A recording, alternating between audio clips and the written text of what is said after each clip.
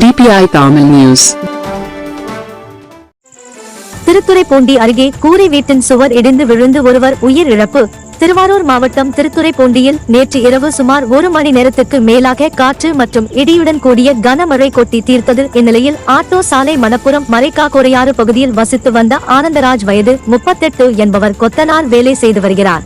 அவரது மனைவி 2 ஆண்டுகளுக்கு முன்பு இறந்துவிட்ட நிலையில் வீட்டில் தனியாக வசித்து வந்தார். நேற்று இரவு பெய்த மழையால் வீட்டில் உள்ளே உறங்கிக் கொண்டிருந்த போது எதிர்பாராத விதமாக வீட்டின் சுவர் தலையில் விழுந்து தலை நசுங்கி சம்பவ இடத்திலேயே உயிரிழந்தார்.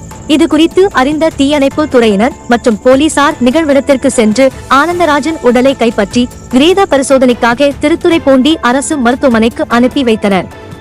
இந்த சம்பவம் குறித்து போலீசார் விசாரணை மேற்கொண்டு வருகின்றனர். குறும் செய்திகள் உடனுக்குடன் தெரிந்து கொள்ள DPI தமிழ் நியூஸ் சேனலை சப்ஸ்கிரைப் செய்து இணைந்திருங்கள்.